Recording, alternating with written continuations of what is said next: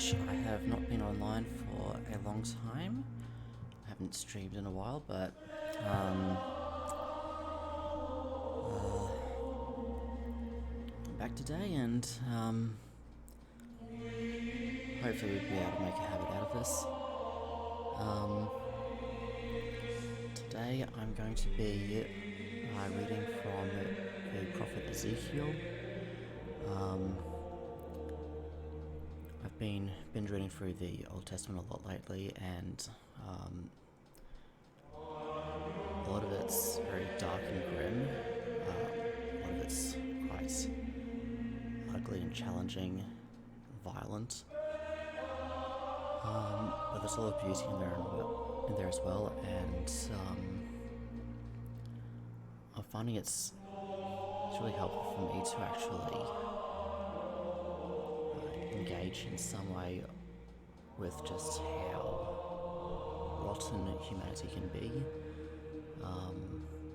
with how brutal the ancient world was, and to try and find God's goodness amongst that, as well as hope for ourselves. Right, so I'm going to start reading now. I'm reading from the very beginning of Ezekiel's prophecies. It's a long book. I'm not expecting to read through all of it today, but we'll see what happens.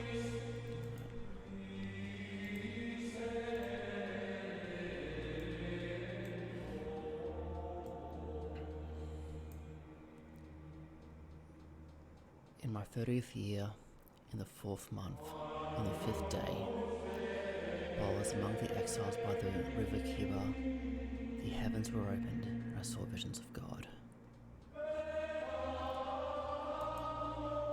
Just to update a couple things on here. Excuse me a moment.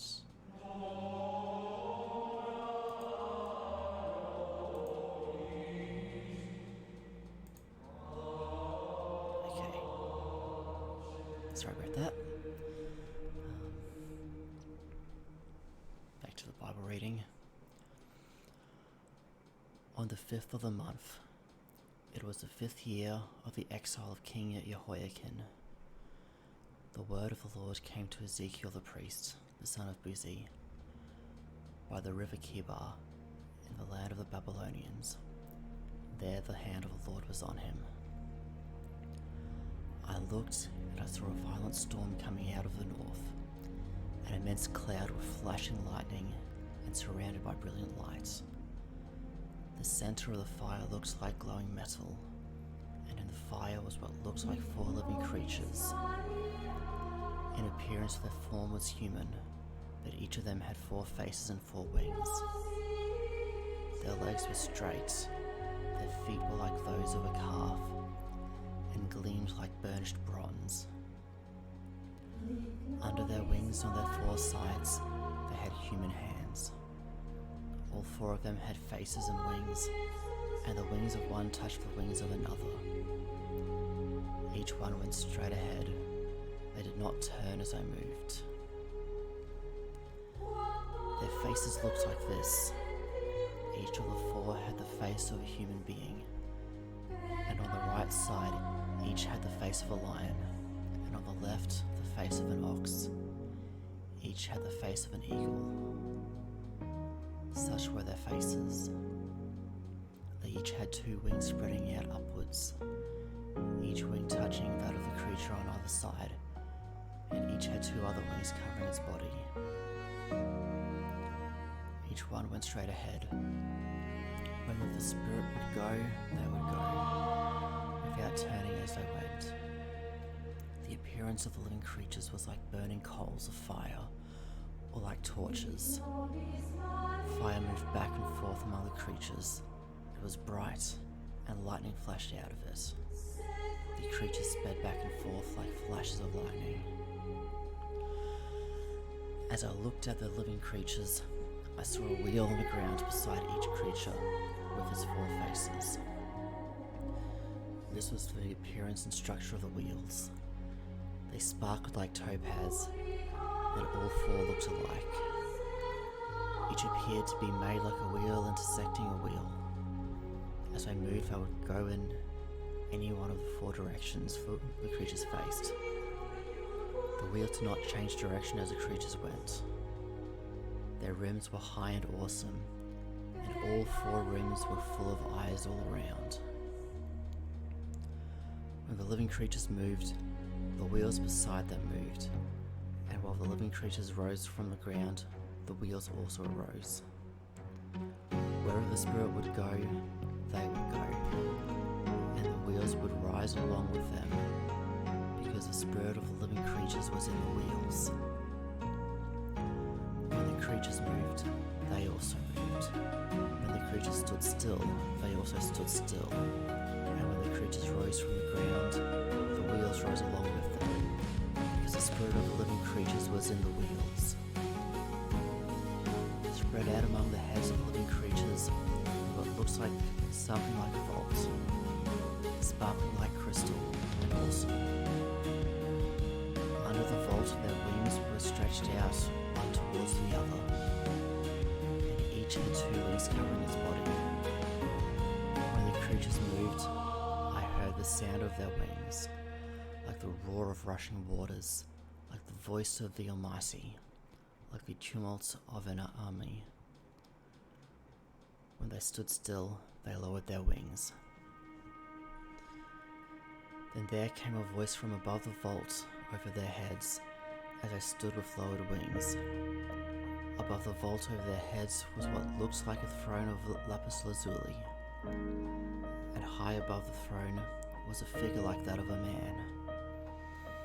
I saw that from what appeared to be his waist up, he looks like glowing metal, as if full of fire, and that from there down he looks like fire, and brilliant light surrounded him. Like the appearance of a rainbow in the clouds on a rainy day, so was the radiance around him. This was the appearance of the likeness of the glory of the Lord.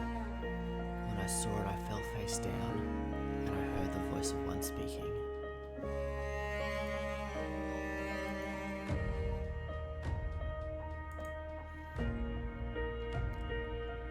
He said to me, "Son of man, stand up on your feet, and I will speak to you." As he spoke, the Spirit came into me and raised me to my feet, and I heard him speaking to me.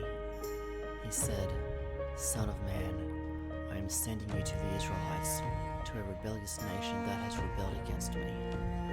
They and their ancestors have been in revolt against me to this very day. The people to whom I am sending you are obstinate and stubborn. Say to them, this is what the Sovereign Lord says, and whether they listen or fail to listen, for they are a rebellious people, they will know that a prophet has been among them. And you, Son of Man, do not be afraid of them or their words. Do not be afraid, though briars and thorns and all around you, and live among scorpions. Do not be afraid of what they say or be terrified by them, though they are a rebellious people. You must speak my words to them, whether they listen or fail to listen, for they are rebellious. But you, Son of Man, listen to what I say to you. Do not rebel like that rebellious people. Open your mouth and eat what I give you." Then I looked, and I saw a hand stretched out to me. Then it was a scroll, which he unrolled before me. On both sides of it were written words of lament and mourning and woe.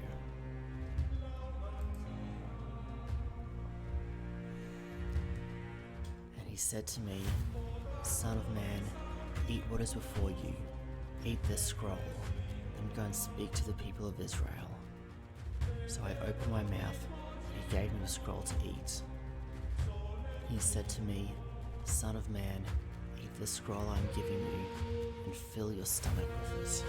So I ate, and it tasted as sweet as honey in my mouth. He then said to me, "Son of man, go now to the people of Israel speak my words to them. You are not being sent to a people of obscure speech and strange language, but to the people of Israel, not to many peoples of obscure speech and strange language, whose words you cannot understand. Surely if I had sent you to them, they would have listened to you. But the people of Israel are not willing to listen to you, because they are not willing to listen to me, for all the Israelites are hardened and obstinate. But I will make you as unyielding and hardened as they are. I will make your forehead like the hardest stone, harder than flint. Do not be afraid of them or terrified by them, though they are rebellious people. And he said to me, Son of man, listen carefully and take to heart all the words I speak to you. Go now to your people in exile and speak to them. Say to them, this is what the Sovereign Lord says, whether they listen or fail to listen. And the Spirit lifted me up, and I heard behind me a loud rumbling sound, as the glory of the Lord rose from the place where it was standing. It was the sound of the wings of the living creatures brushing against each other, and the sound of the wheels beside them, a loud rumbling sound. The Spirit then lifted me up and took me away, and I went in bitterness and in the anger of my spirit, with the strong hand of the Lord on me. I came to the exiles who lived in Tel Aviv, near the river Kebar. And there where they were living, I sat among them for 7 days, deeply distressed. At the end of 7 days, the word of the Lord came to me. Son of man, I have made you a watchman for the people of Israel. So hear the word I speak, and give them a warning for me. When I say to a wicked person, you will surely die, and you do not warn them or speak out to dissuade them from their evil ways in order to save their life, that wicked person will die for their sin, and I will hold you accountable for their blood. But if you do warn the wicked person, and they do not turn from the wickedness or from their evil ways, they will die for their sin, but you will have saved yourself. Again, when a righteous person turns from their righteousness and does evil, and I put a stumbling block before them, they will die. Since you did not warn them, they will die for their sin. The righteous things that person did will not be remembered, and I will hold you accountable for their blood. But if you do warn the righteous person not to sin, and they do not sin, they will surely live because they took warning, and you will have saved yourself. The hand of the Lord was on me there, and he said to me, Get up and go out to the plain, and there I'll speak to you. So I got up and went out to the plain, and the glory of the Lord was standing there, like the glory I had seen by the river Kebar, and I fell face down. Then the Spirit came into me and raised me to my feet. He spoke to me and said, Go, shut yourself inside your house, and you, son of man, they will tie with ropes. You'll be bound so that you cannot go out among the people. I'll make your tongue stick to the roof of your mouth so that you'll be silent and unable to rebuke them, for they are a rebellious people. But when I speak to you, I will open your mouth, and you shall say to them, This is what the Sovereign Lord says. Whoever will listen, let them listen, and whoever will refuse, let them refuse, for they are a rebellious people.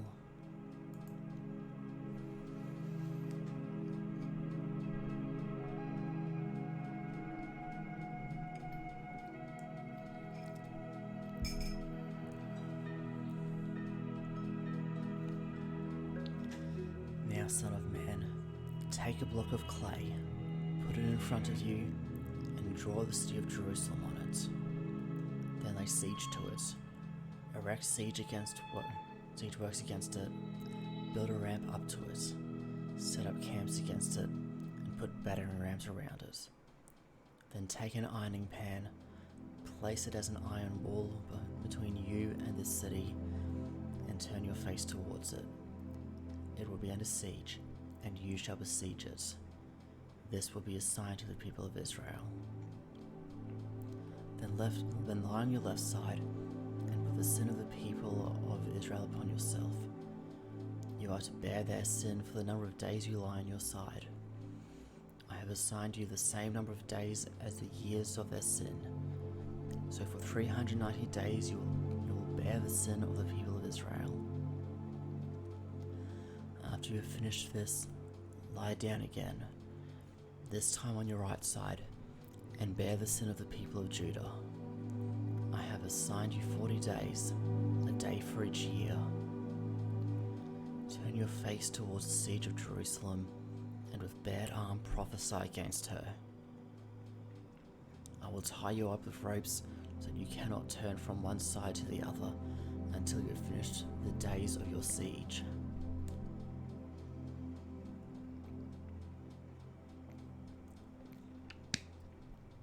Take wheat and barley, beans and lentils, millet and spelt. Put them in a storage jar and use them to make bread for yourself. You are to eat it during the 390 days you lie on your side. Weigh out 20 shekels of food to eat each day, and eat it at set times. Also measure out a sixth of a hin of water and drink it at set times. Eat the food as you would a loaf of barley bread. Bake it in the sight of the people, using human excrement for fuel. The Lord said, in this way the people of Israel will eat defiled food among the nations where I will drive them.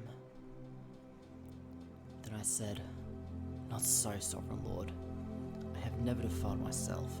From my youth until now, I have never eaten anything found dead or torn by wild animals. No impure meat has ever entered my mouth. Very well, he said, I will let you bake your bread over cow dung instead of human excrement. He then said to me, Son of man, I'm about to cut off the food supply in Jerusalem. The people will eat rationed food in anxiety and drink a rationed water in despair, for food and water will be scarce. They will be appalled at the sight of each other and will waste away because of their sin.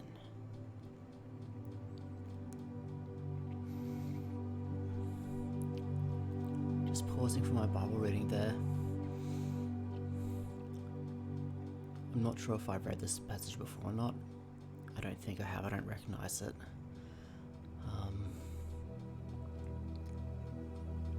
It struck me on the last few verses, the similarity between Ezekiel's resistance to defiling himself and Peter's resistance to defiling himself in a similar way in the book of Acts.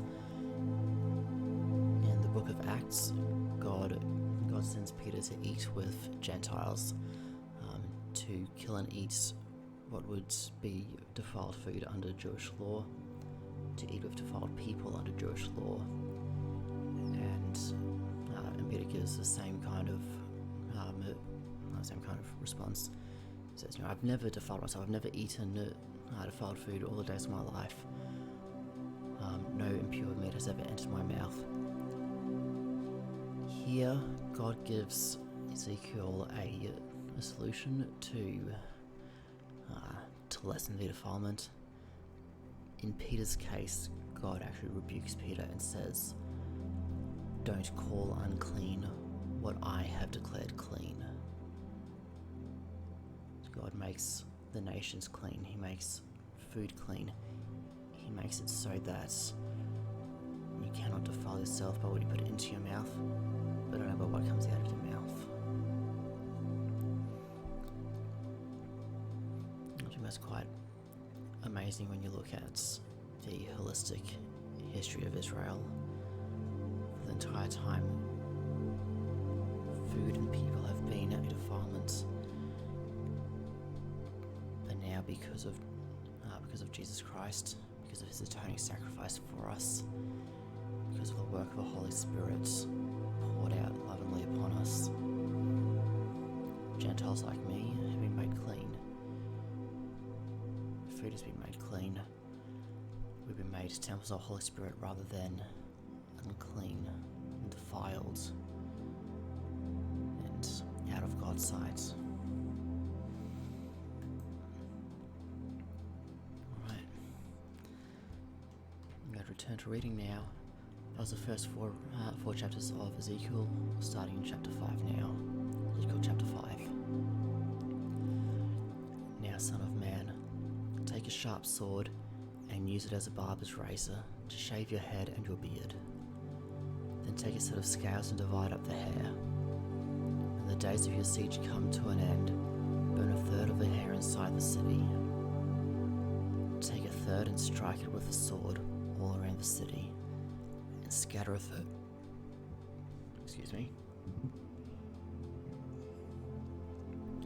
And scatter a third to the wind. For I'll pursue them with drawn sword, but take a few hairs and take them away in the folds of your garment. Again, take a few of these and throw them into the fire and burn them up. A fire will spread from there to all Israel. And this is what the Sovereign Lord says. This is Jerusalem, which I have set in the center of the nations, with countries all around her. Yet in her wickedness she has rebelled against my laws, and decrees more than the nations and countries around her. She has rejected my laws, and has not followed my decrees. Therefore, this is what the Sovereign Lord says. You have been more unruly than the nations around you, and have not followed my decrees or kept my laws. You are not even conformed to the standards of the nations around you. Therefore, this is what the Sovereign Lord says. I myself am against you, Jerusalem, and I will inflict punishment on you in the sight of the nations. Because of all your detestable idols, I will do to you what I have never done before and will never do again.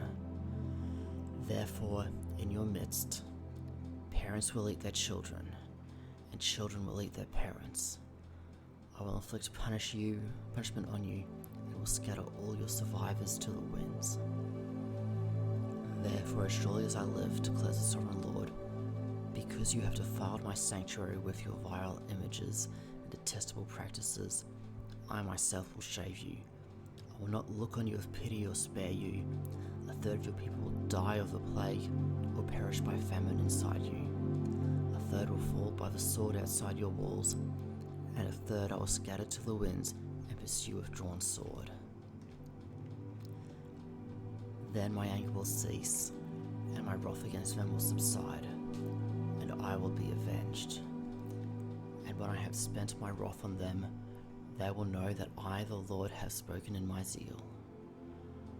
I will make you a ruin and a reproach among the nations around you.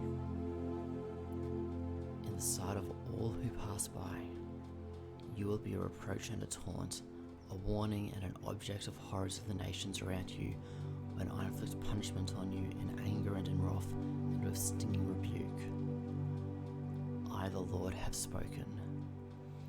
When I shoot at you with my deadly and destructive arrows of famine, I will shoot to destroy you. I will bring more and more famine upon you and cut off your supply of food. I will send famine and wild beasts against you, and they will leave you childless. Plague and bloodshed will sweep through you, and I will bring the sword against you. I, the Lord, have spoken.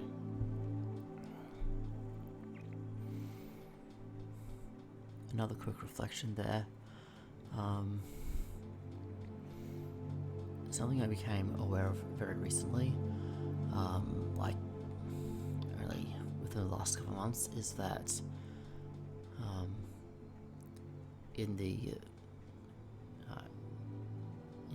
Noahic flood literature, in the end, God assigns a rainbow as a sign that God will not destroy the world again. And of course we intuit that to just be, well, rainbow's pretty and it happens when there's water, so that's the association there. But the shape of the bow, the rainbow is actually associated with a war bow. So normally you have a bow in that kind of arc. It's held up, it's being pointed at people. The rainbow, rather than being arced up here, is arced that direction. It's saying the bow of war has been put to rest. So the act of war against people, destruction, has been put to an end. So in this in the same passage here, when God is saying to the people of Israel, when I shoot at you with my deadly and destructive arrows of famine, I will shoot to destroy you. When he says this, he's bringing up that same language of, this is the bow of peace, this is the bow of war. He's raised a bow of war against Israel, the chosen people who he chose out of all the world to be the conduit of his blessings to the world. They've done so much evil. This isn't trivial evil. This is child sacrifice. They've burnt people alive. They've worshipped distinctly evil gods that like when people burn each other alive. They've defied justice in every way. They've defied the law. They've persecuted the innocent. They've used wealth and deceit to protect the rich. They've done all kinds of corruption. They've made deals with evil people. They've sold out their sons and daughters. They've eaten each other. They've done, if you can think of it, they've done it. And it's in this context that God is raising his bow against them. Recon Man, hello and goodbye. Thank you for dropping in, even if only for a few seconds. I remember your name from last time I streamed. It's been a long time. Thank you for showing up again, even if only briefly. Right, so now having talked about how rotten Israel were and why they ended up getting exiled for sin, how bad it got, we're going to move forward into Ezekiel chapter 6.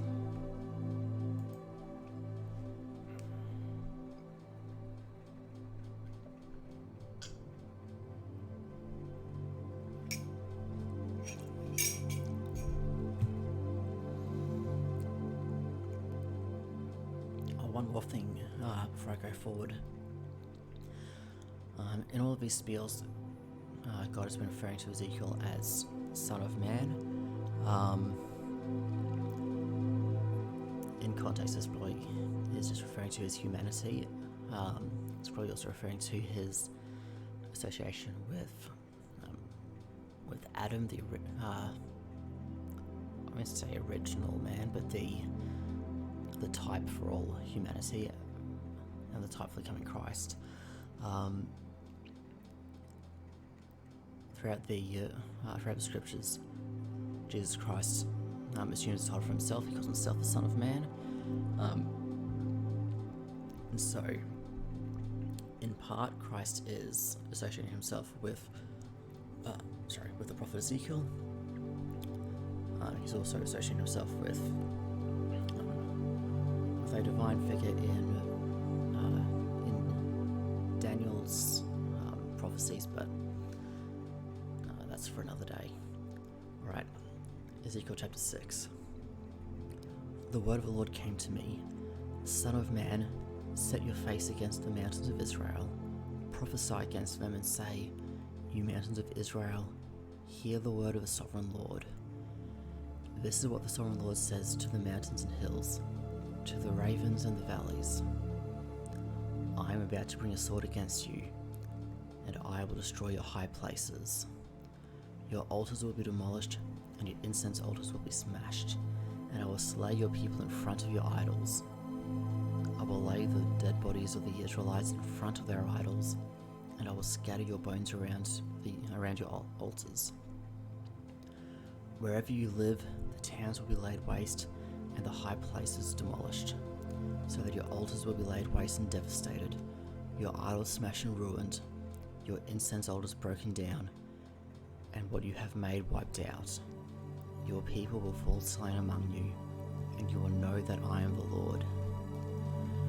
But I will spare some, for some of you will escape the sword when you are scattered among the lands and nations. Then in the nations where they have been carried captive, those who escape will remember me, how I have been grieved by their adulterous hearts, which have turned away from me, and by their eyes, which have lusted after their idols.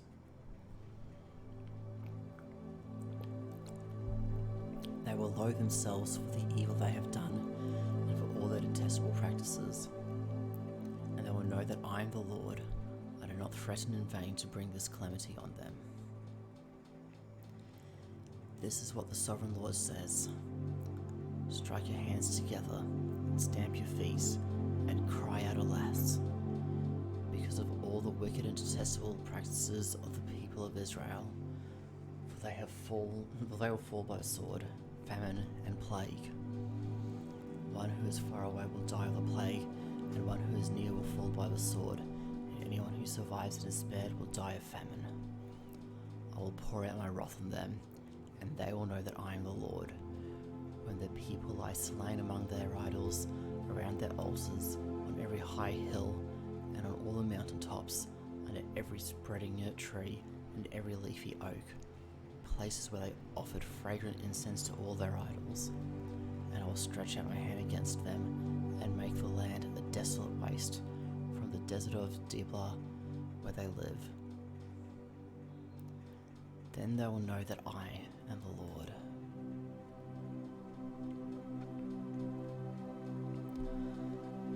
The word of the Lord came to me, Son of man, this is what the Sovereign Lord says to the land of Israel. The end has come upon the four corners of the land. The end is now upon you, and I will unleash my anger against you.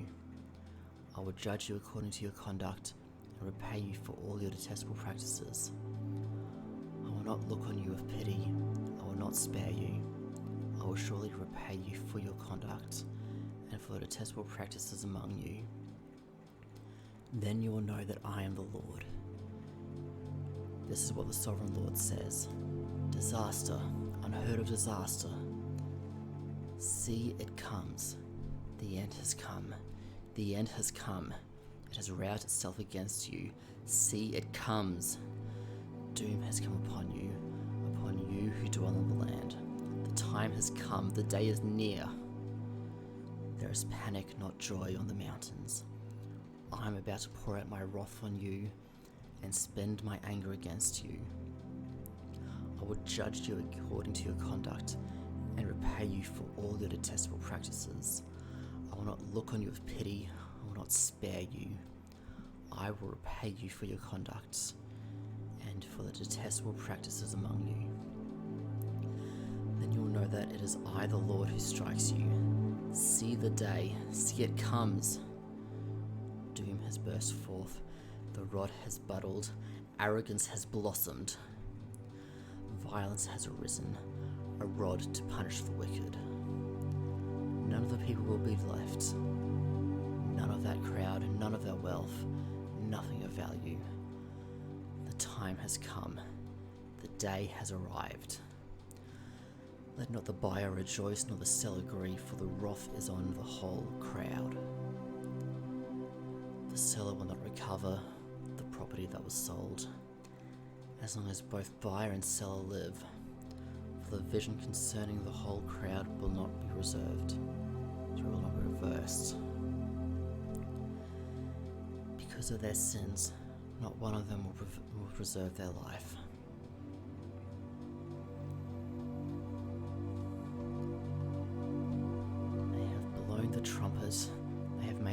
everything's ready, but no one will go into battle, for my wrath is on the whole crowd. Outside is the sword, inside a plague and famine. Those in the country will die by the sword, those in the city will be devoured by famine and plague. The fugitives who escape will flee to the mountains. Like doves of the valleys, they will all moan. Bella Lover 87, hello. If you've just started watching, I'm reading through the prophet Ezekiel. I do that on here. I read through the Bible and pretend it counts as ASMR. I've been binging through the Old Testament lately, largely because I'm not very familiar with it, and I want to be familiar with it. There's a lot of beauty and horror in it. I'd even say there's beautiful horror in it, and what I'm reading now is horrific. This is a prophecy given while the land of Israel was in exile in Babylon. Lots of people had been killed, lots of people were going to be killed. The people were doing horrible things, and this is about justice against all the evil that was going on by the people, through the people, towards the people, against the people. In short, it's a sick, sad world, and that is what we're reading from. So, how am I? I'm well. I've had a lot of tiredness lately, and right now I'm actually not tired, so that's good. Been in a good mood today and yesterday.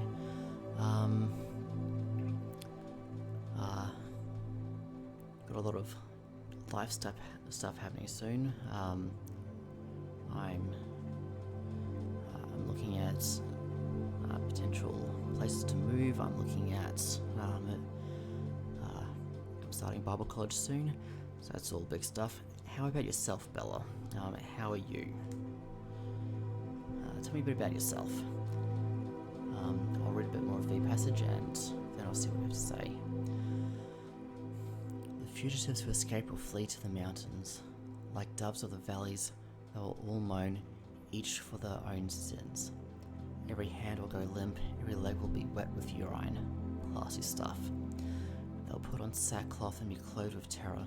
Every face will be covered with shame, and every head will be shaved. They'll throw their silver into the streets, and their gold will be treated with as a thing of unclean. Their silver and gold will not be able to deliver them in the day of the Lord's wrath. It will not satisfy their hunger or fill their stomachs, for it has caused them to stumble into sin.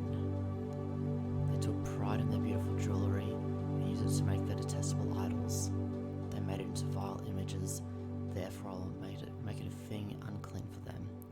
I'll give their wealth as plunder to foreigners and as loot to the wicked of the earth. I will defile it. I will turn my face away from the people, and robbers will desecrate the place I treasure. They will enter it and will defile it. You're shy? That's okay.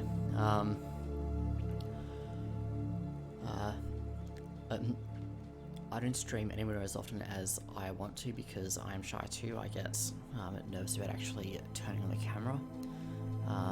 So I think it's been like a month or two since the last time I streamed prior to this. So I don't think you'll find any past streams on my channel right now because I get shy. So it's okay for you to be shy. Have you seen anybody streaming before? Have you been on this channel before? So I can't recall if we've interacted or not. But I do like interacting with anyone who's on here.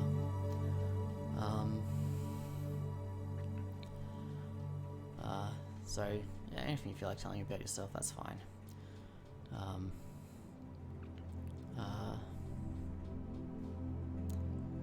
Let's start. What country are you in? Like, America. I'm Australian. I'm living in Australia, hence my accent. In Australia or America, England, Africa, Asia. I don't know. Yeah, where around the world are you? And you're new. Okay. Are you new to Twitch in general?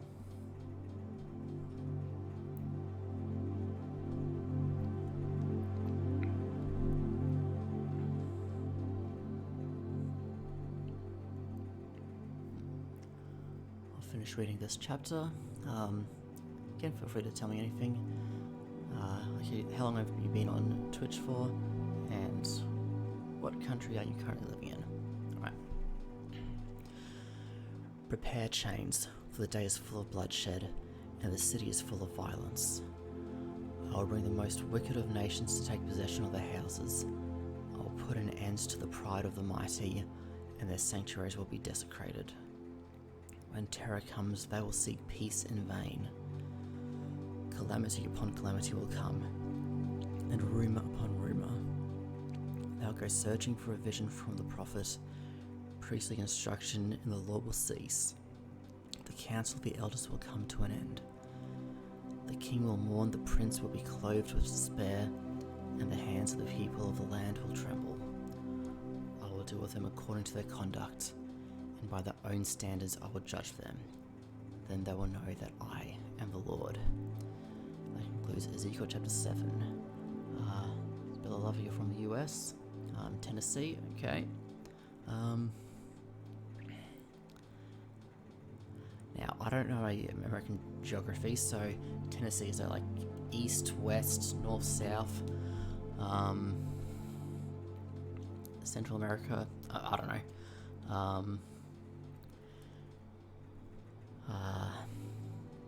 And what is your favorite local cuisine? That's my question for you. What's your favorite local cuisine? You tell me that while I get started on Ezekiel chapter 8.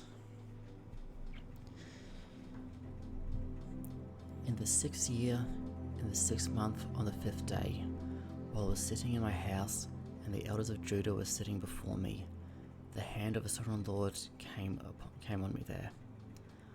I looked, and I saw a figure like that of a man. From what appeared to be his waist down, he was like fire, and from there up his appearance was as bright as glowing metal. He stretched out what looked like a hand and took me by the hair of my head. The Spirit lifted me up between earth and heaven, and in visions of God he took me to Jerusalem, to the entrance of the north gate of the inner court, where the idol that provokes to jealousy stood. And there before me was the glory of the God of Israel, as in the vision I had seen in the plain. Then he said to me, Son of man, look towards the north. So I looked, and in the entrance north of the gate of the altar I saw this idol of jealousy. And he said to me, Son of man, do you see what they are doing? The utterly detestable things the Israelites are doing here, things that will drive me far from my sanctuary. But you will see things that are even more detestable. Then he brought me to the entrance to the court. I looked, and I saw a hole in the wall. He said to me, Son of man, now dig into the wall. So I dug into the wall and saw a doorway there. And he said to me, Go in and see the wicked and detestable things they are doing here. So I went in and looked, and I saw portrayed all over walls all kinds of crawling things and unclean animals and all the idols of Israel. In front of them stood 70 elders of Israel, and Jaazaniah, son of Shaphan, was standing among them. Each had a censer in his hand, and a fragrant cloud of incense was rising. He said to me, Son of man, have you seen what the elders of Israel are doing in the darkness, each at the shrine of his own idol? They say, The Lord does not see us, the Lord has forsaken the land. Again he said, You will see them doing things that are even more detestable. Then he brought me to the entrance of the north gate of the house of the Lord, and I saw women sitting there, mourning the god Tammuz. He said to me, "Do you see the Son of Man? You will see things that are even more detestable than this." He then brought me into the inner court of the house of the Lord, and there at the entrance to the temple between the portico and the altar were about 25 men, with their backs towards the temple of the Lord and their faces towards the east. They were bowing down to the sun in the east. He said to me, "Have you seen the Son of Man? Is it a trivial matter for the people of Judah to do the detestable things they are doing here? Must they also fill the land with violence and continually arouse my anger? Look at them putting the branch to their nose. Therefore I will deal with them in anger. I will not look on them with pity or spare them. Although they shout in my ears, I will not listen to them."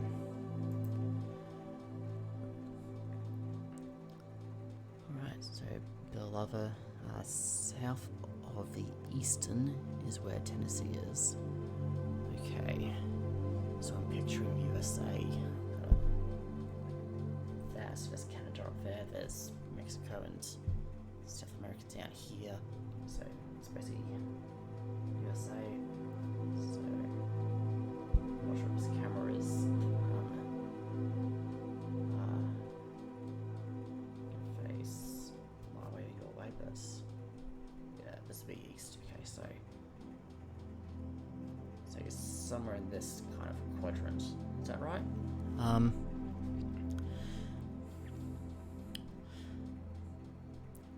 How far do you have to travel to get to the beach? Is it long travel, short travel?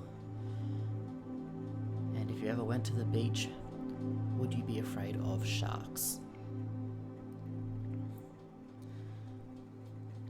I went swimming once, and the spot that I went swimming through, I figured that the strong currents going through there, so I need to be careful how I swim.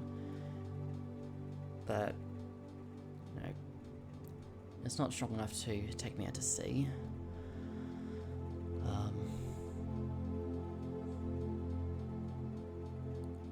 But then after I came back out of the water, my then girlfriend's dad said, "Yeah, I wouldn't have done that. That's the kind of water that bull sharks hang out in." It's like, oh, I don't want to get mauled by a bull shark. That would be not fun. Okay, so 30 men from South Carolina. Okay, that is also a place.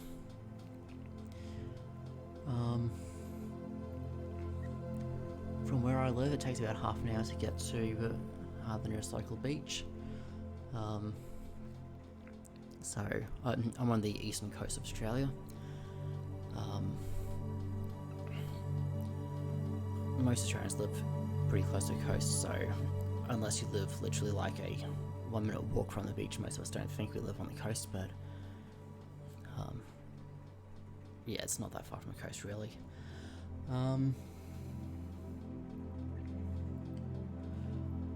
I live in Brisbane, which is one of the capital cities.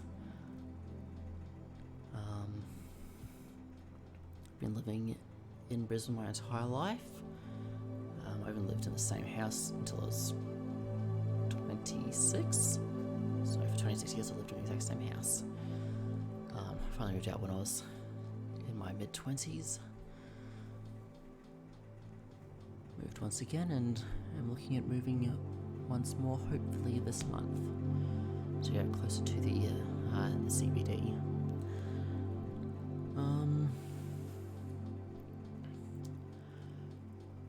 So Belova from Tennessee, south of Carolina. What else can I ask you?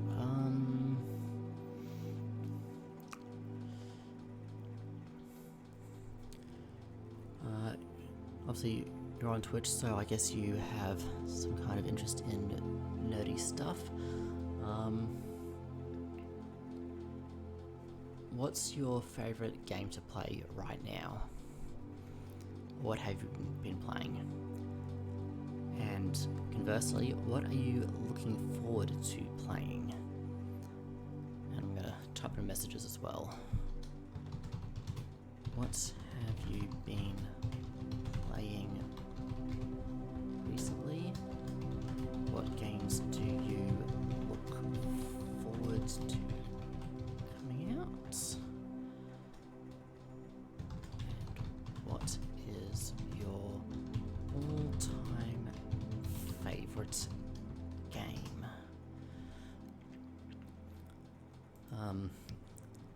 And whatever you say, even if I'm not familiar with games, you'll get no judgment from me. I have I've played a lot of Bejeweled, and I even used to play Farmville on Facebook, so I'm not in any position to think little of anyone's game preferences. Fable 3, okay. I haven't played it. My brother has and says good things about it, so I assume that means you have good gaming taste. My brother plays lots of games. I play like a handful of games and never really change it up. Unfortunately, most of the games that I do play, I haven't figured out how to actually stream them effectively. Like I've got the Final Fantasy VII Remake, and I would love to stream that, but I don't have a PlayStation Online. I don't want to spend like $80 or whatever it is to sync up PlayStation 4 with my computer, so can't really stream that. I want to stream myself playing the original Final Fantasy VII, which I do have on PC, but for whatever reason when I try streaming it, the background doesn't work, so the characters run around on a black screen, which is just weird. It doesn't load properly. I have streamed a little bit of Among Us, which is not my favorite game at all, but it's social. You play any games? Okay.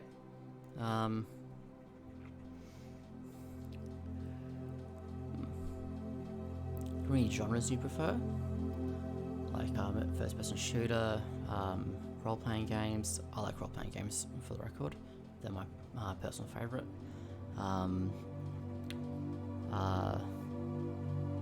Story-based, shoot 'em up, puzzle games.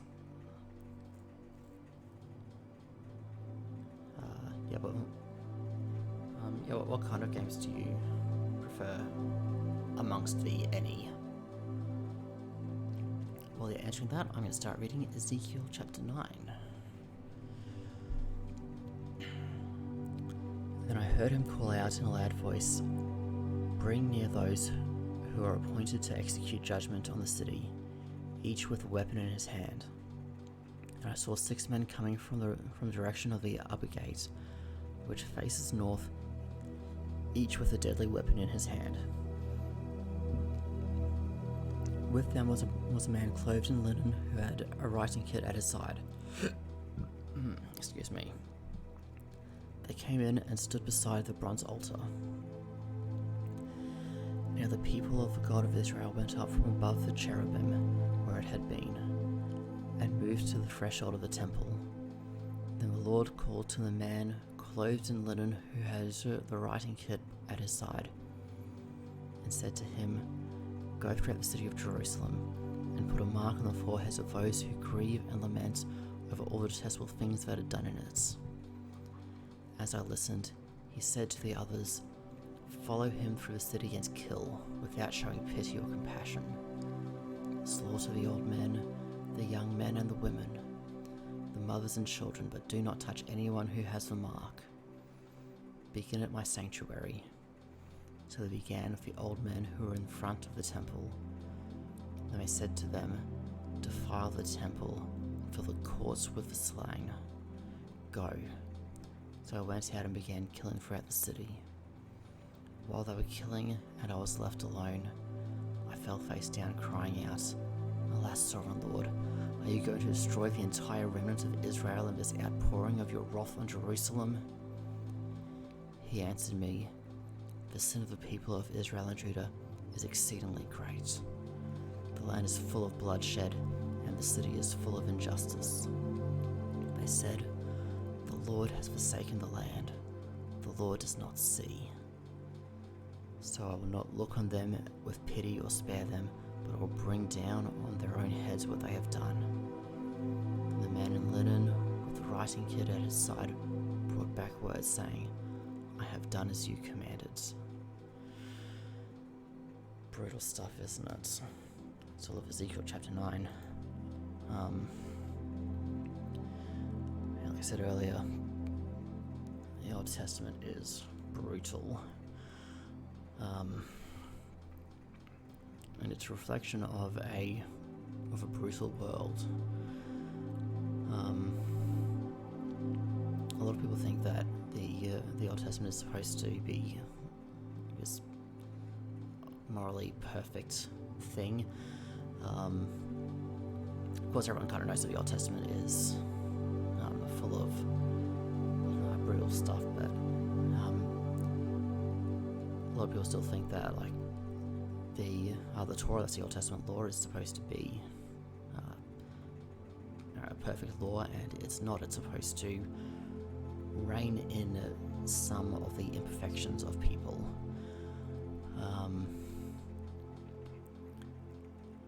As I was reading through it at the end of last year, I realized the Torah is actually not nearly as difficult for a remotely decent person to fulfill, or at least for the most part.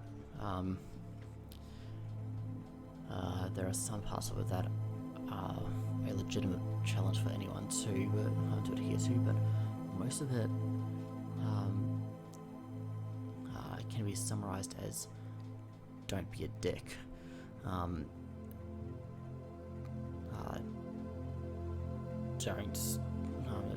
Don't murder people. Don't lie and steal. Don't twist the truth or make up lies to harm people. Don't be horrible to your parents or your children or your spouse.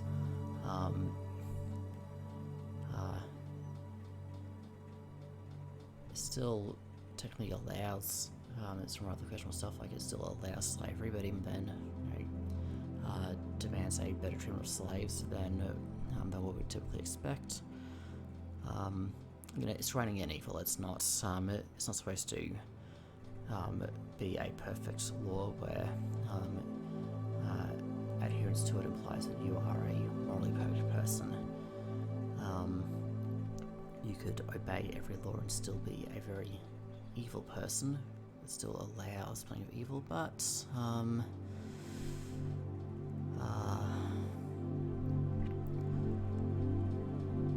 it's like I said, it's there to limit evil, and Israel didn't even do that. In my old Bible, foster mum gave you was you're reading the same thing.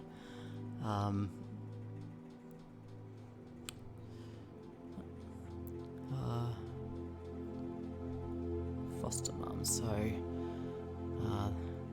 that tells me there's going to be some family baggage there. I won't try and pry anything out of you, but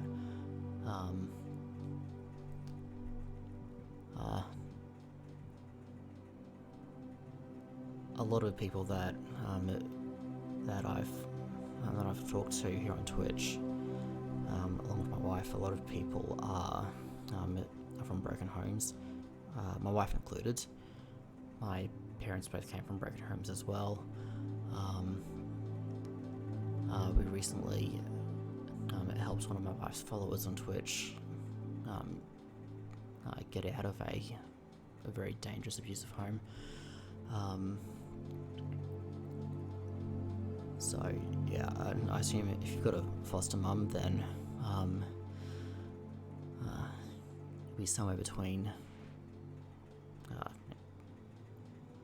parental death or abandonment, abuse, I don't know. So, whatever case is,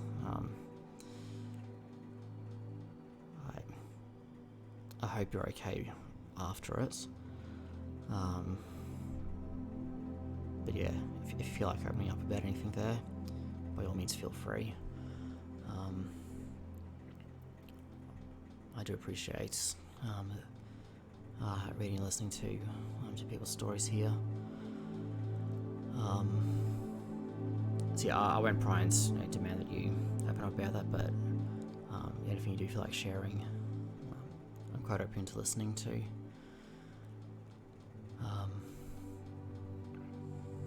Yeah.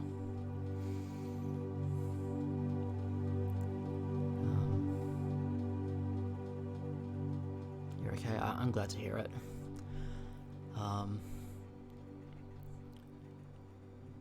For my wife, it's still a very challenging thing. She's still got a lot of recovery to do. And yeah, we've helped a few people who are currently in very bad situations. So you know what it's like to be in the situation. I know what it's like to recover from it. Hopefully my wife will know what it's like to recover soon, and I'm glad that you're currently okay. Yeah.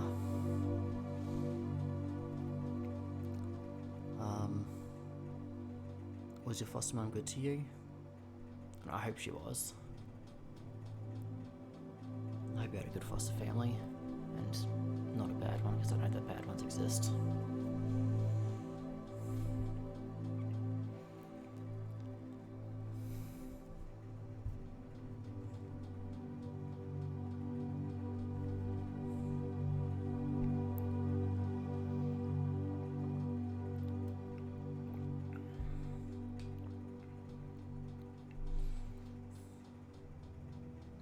While you're thinking about that, I'm going to continue reading Ezekiel chapter 10. Also, if there's anything that you would like me to pray for you about, whether you believe in this stuff or not, she was very loving. I'm glad to hear it. I really am. Yeah, if there's anything that you'd like to hear some prayers for, again, whether you believe in prayer or not, I would be quite happy to pray for you here. She always went to church. What kind of church, if you don't mind me asking? And did you ever go with her? But after that, I'm going to read chapter 10. I looked, and I saw the likeness of a throne of lapis lazuli above the vault that was over the heads of the cherubim. The Lord said to the man clothed in linen, "Go in among the wheels beneath the cherubim.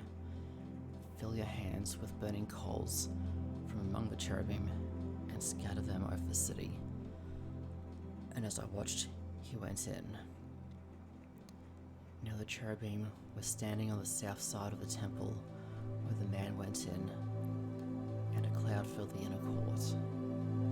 Then the glory of the Lord rose from above the cherubim and moved to the threshold of the temple. The cloud filled the temple, and the court was full of radiance to the glory of the Lord. The sound of the wings of the cherubim could be heard as far away as the outer court, like the voice of God Almighty when he speaks. When the Lord commanded the man in linen, "Take fire from among the wheels, from among the cherubim," the man went in and stood beside a wheel. Then one of the cherubim reached out his hand to the fire that was among them. He took up some of it and put it into the hands of the man in linen, and took it and went out. Under the wings of a cherubim could be seen what looks like human hands. I looked, and I saw beside the cherubim 4 wheels, one beside each of the cherubim. The wheels sparkled like topaz. As for their appearance, the 4 of them looked alike. Each was like a wheel intersecting a wheel. As they moved, they would go in any one of the 4 directions the cherubim faced. The wheel did not turn about as the cherubim went. The cherubim went in whatever direction the head faced, without turning as I went. Their entire bodies, including their backs, their hands, and their wings, were completely full of eyes, as were their 4 wheels. I heard the wheels being called the whirling wheels. Each of the cherubim had 4 faces. One face was that of a cherub, the second the face of a human being, the third the face of a lion, and the fourth the face of an eagle. Then the cherubim rose upward. These were the living creatures I had seen by the river Kebar. When the cherubim moved, the wheels beside them moved, and when the cherubim spread their wings to rise from the ground, the wheels did not leave their side. When the cherubim stood still, they also stood still, and when the cherubim rose, they rose with them, because the spirit of the living creatures was in them.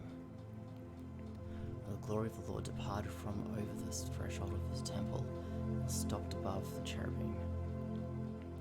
While I watched, the cherubim spread their wings and rose from the ground, and as I went, the wheels went with them. They stopped at the entrance of the east gate of the Lord's house, and the glory of the God of Israel was above them.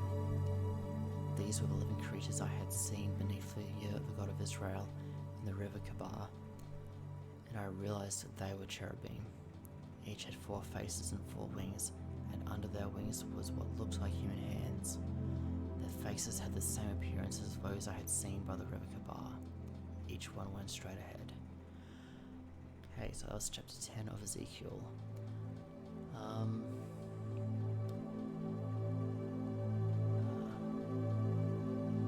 Mateo Medo2 Weller.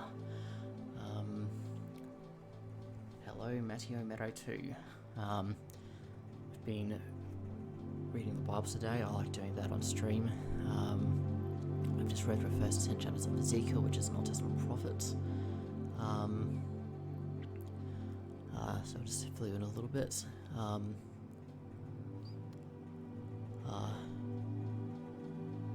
Bell lover. I'm relatively okay. I say relatively because, I mean, I'm okay as I can be as someone who, like I've recently been diagnosed with autism and anxiety, which I knew I had for a long time, but this confirms it. I'm trying to remember the word. Dysthymia. It's kind of like low-level base depression. I've got that as well. Lucky me.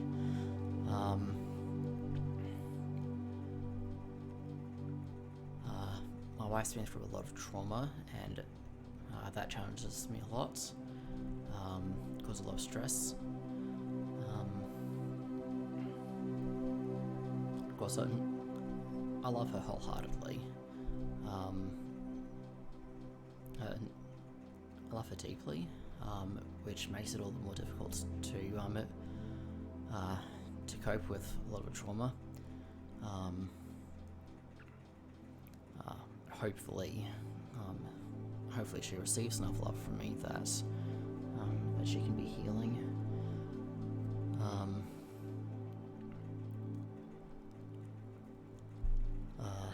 Yeah. Like I said, I'm in a fairly good mood today. I've got decent energy. I'm awake. I'm alert. It's about 11 o'clock in the morning here, and there are times when I get up at this hour and I'm still absolutely wrecked. Whereas I've been up for a few hours and been fairly good through all of it.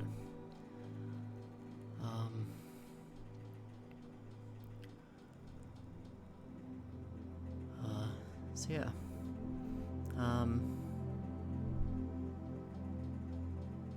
Mateo. We've heard a bit about Bella, about where she lives, about her foster family, her foster mom being good to her. Mateo, is there anything you'd like to share about yourself? I offered this to Bella before. I'll offer this to both of you. If you would like me to pray for anything for you, again, whether you believe it or not, whether you're a Christian or not, whether you're some other religion or not, feel free to ask, and I will be happy to pray for you. But for now, I'm going to continue with reading Ezekiel.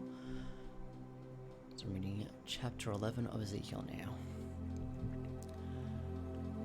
Then the Spirit lifted me up and brought me to the gate of the house of the Lord that faces east. There at the entrance of the gate were 25 men, and I saw among them Jaazaniah, son of Azur, and Pelatiah, son of Benaiah, the leaders of the people. The Lord said to me, "Son of man, these are the men who are plotting evil and giving wicked advice in this city. They say, haven't our houses been recently rebuilt? This city is a pot, and we are the meat in it. Therefore prophesy against them. Prophesy, son of man."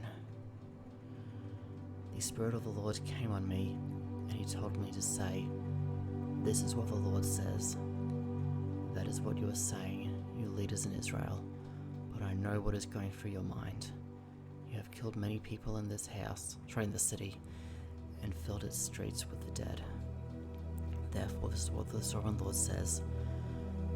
The bodies you have thrown there are the meat, and this city is a pot, but I will drive you out of it. You fear the sword, and the sword is what I will bring against you, declares the sovereign Lord. I will drive you out of the city and will deliver you into the hands of foreigners and inflict punishment on you. You will fall by the sword, and I will execute judgment on you at the borders of Israel. Then you will know that I am the Lord. This city will not be a pot for you, nor will you be the meat in it. I will execute judgment on you at the borders of Israel. And you will know that I am the Lord, for you have not followed my decrees or kept my laws, but have conformed to the standards of the nations around you." Now as I was prophesying, Pelatiah, son of Benaiah, died. Then I fell face down and cried out in a loud voice, "Alas, sovereign Lord, will you completely destroy the remnant of Israel?"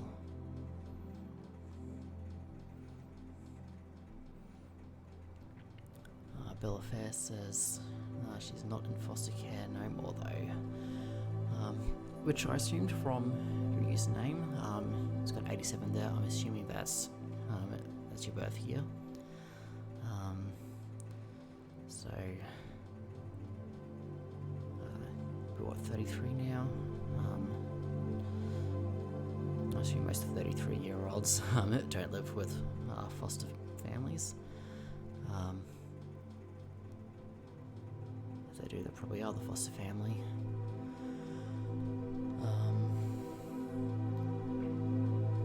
They're actually only be a year older than me. I'm 1988. Assuming 87 is because of your year of birth, and not something else.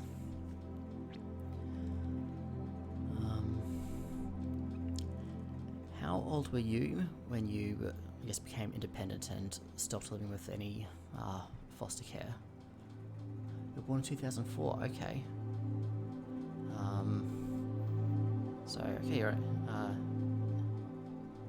You're what, 16 going on 17?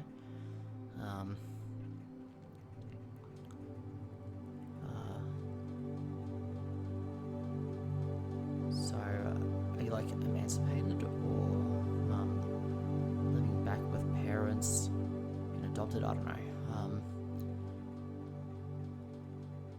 As always, everything's up to you what you want to share. Don't feel like you have to answer any questions. I'm just curious. I like getting to know people. So 2004, much earlier than 1987. That being the case, why did you choose 87 as your number in there? To continue reading Isaiah chapter 11, starting verse 14. So we're following from now.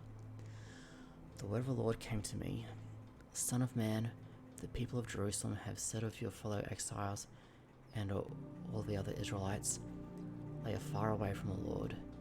This land was given to us as our possession. Therefore say, This is what the Sovereign Lord says. Although I sent them far away among the nations and scattered them among the countries, yet for a little while I have been a sanctuary for them in the countries where they have gone. Therefore say, this is what the Sovereign Lord says. I will gather you from the nations and bring you back from the countries where you have been scattered, and I will give you back the land of Israel again. They will return to it and remove all its vile images and detestable idols. I will give them an undivided heart and put a new spirit in them. I will remove from them their heart of stone and give them a heart of flesh. Then they will know my decrees and be careful to keep my laws. They will be my people, and I will be their God. But as for those whose hearts are devoted to their vile images and detestable idols, I will bring down on their own heads what they have done, declares the Sovereign Lord. Then the cherubim with the wheels beside them spread their wings, and the glory of the God of Israel was above them. The glory of the Lord went up from within the city and stopped above the mountain east of it. The Spirit lifted me up and brought me to the exiles in Babylonia, in the vision given by the Spirit of God. And the vision I had seen went up from me, and I told the exiles everything the Lord had shown me. Okay, so Bella Lover, you are now back with your parents. Okay. Well, that tells me your parents are both alive, so that's good. And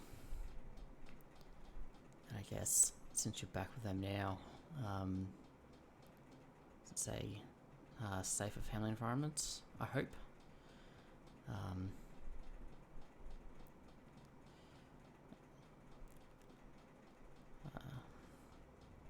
I hope all is well in your home life.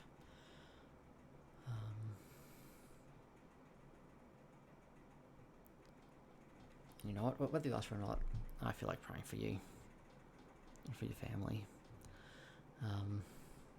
So I hope this isn't too cringy. I hope that you come out of this feeling loved rather than weirded out. Try to keep prayer short as well. Dear God, thank you for Bella Lover.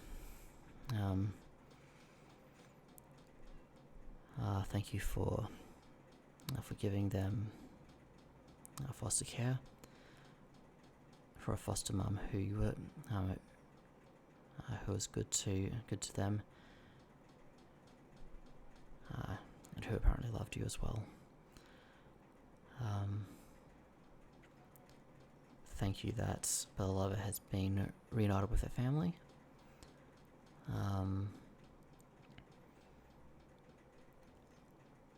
I pray for the health of Bella Lover and their family in all regards: physical health, mental health, social health, environmental health, spiritual health, intellectual health. I pray that you'll provide for all of their needs holistically, so that they can be a healthy and happy family that loves and cares for each other. They build each other up rather than breaks each other down. It supports healthy habits rather than destructive habits. I pray you'll care for Bella Lover's needs.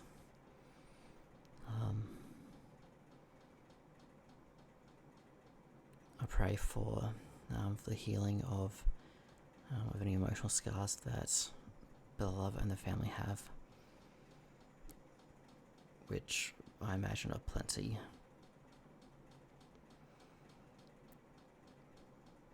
I pray for your kindness to Bella Lover.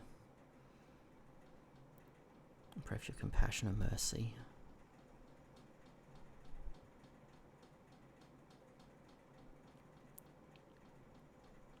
I pray that Bella Lover will experience you not as an avenging spirit, but as a father who loves his child, as a mother hen who protects her nest.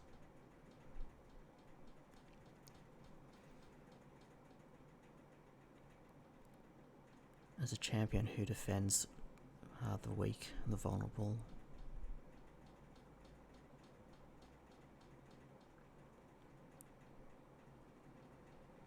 as the source of love itself.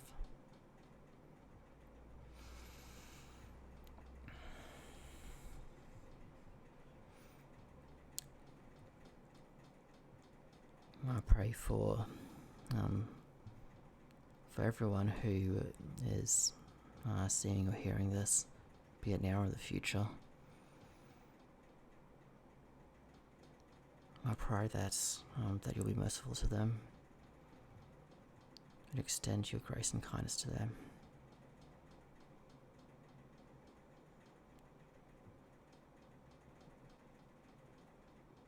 That you'll heal people, body and soul. Give us everlasting life. In Jesus' name, Amen.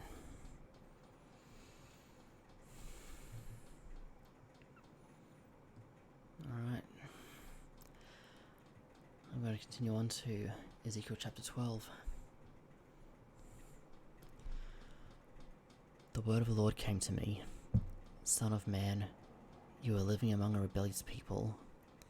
They have eyes to see but do not see, and ears to hear but do not hear, for they are a rebellious people.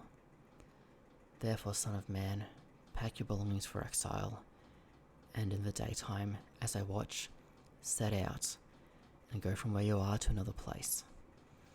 Perhaps they will understand that they are a rebellious people. During the daytime while they watch, bring out your belongings packed for exile. Then in the evening, while they are watching, go out like those who go into exile. While they watch, dig through the wall and take your belongings out through it. Put them on your shoulders as they are watching and carry them out at dusk. Cover your face so that you cannot see the land, for I have made you a sign to the Israelites. So I did as I was commanded. During the day I brought out my things packed for exile. Then in the evening I dug through the wall with my hands. I took my belongings out at dusk, carrying them on my shoulders while they watched. In the morning the word of the Lord came to me. Son of man, did not the Israelites, that rebellious people, ask you, what are you doing? Say to them, this is what the sovereign Lord says. This prophecy concerns a prince in Jerusalem and all the Israelites who are there. Say to them, I am a sign to you. As I have done, so it will be done to them. They will go into exile as captives.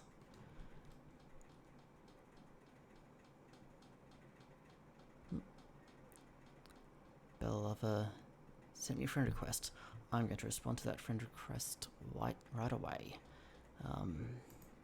Just give me a moment.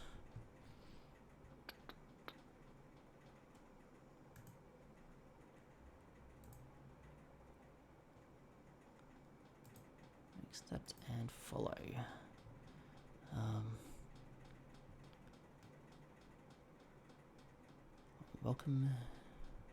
Welcome to the team, Bella Lover. Alright.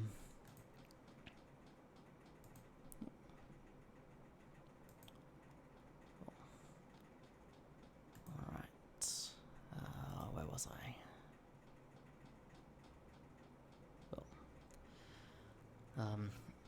Yeah, thanks for friend request.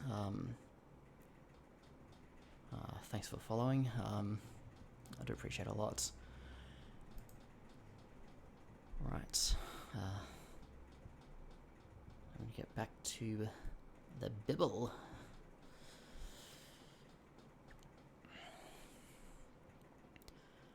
The prince among them will put his fingers on his shoulder at dusk and leave, and a hole will be dug in the wall for him to go through. He will cover his face so that he cannot see the land. I will spread my net for him, and he will be caught in my snare. I will bring him to Babylonia, the land of the Chaldeans, but he will not see it, and there he will die. I will scatter to the winds all those around him, his staff and all his troops, and I'll pursue them with drawn sword. They will know that I am the Lord when I disperse them among the nations and scatter them through the countries. But I'll spare a few of them from the sword, famine, and plague, so that in the nations where they go, they may acknowledge all the detestable practices. And then they will know that I am the Lord. The word of the Lord came to me, Son of man, tremble as you eat your food, and shudder in fear as you drink your water. Say to the people of the land, this is what the sovereign Lord says about those living in Jerusalem and in the land of Israel. They will eat their food in anxiety and drink their water in despair, for the land will be stripped of everything in it because of the violence of all who live there. The inhabited towns will be laid waste, and the land will be desolate. Then you will know that I am the Lord. The word of the Lord came to me, Son of man, what is this proverb you have in the land of Israel? The days go by and every vision comes to nothing. Say to them, this is what the sovereign Lord says, I am going to put an end to this proverb, and they will no longer quote it in Israel. Say to them, the days are near when every vision will be fulfilled, for there will be no more false visions or flattering divinations among the people of Israel. But I, the Lord, will speak what I will, and it shall be fulfilled without delay. For in your days, you rebellious people, I will fulfill what I say, declares the sovereign Lord. The word of the Lord came to me, Son of man, the Israelites are saying, the vision he sees is for many years from now, and he prophesies about the distant future. Therefore say to them, this is what the sovereign Lord says, none of my words will be delayed any longer. Whatever I say will be fulfilled, declares the sovereign Lord. I definitely got a bit tongue-tied there, so I think that's enough reading out loud for me for today. I'm actually kind of surprised for myself having read 12 chapters of Ezekiel in one hit. I wasn't planning on reading that much, but I did, and I'm glad I did. I think you've been on here for a couple of hours now. I think I'm going to call it a day for now. Bella Lover, it was great getting to know you. And I hope to get to know you more over coming time. Thanks for checking in. Thanks for the friend request and the follow. It really has been a pleasure. And I really do hope the best for you. And I stand by my prayer earlier. Amen. Alright. Have a good day or night or whatever time it is wherever you are. See ya.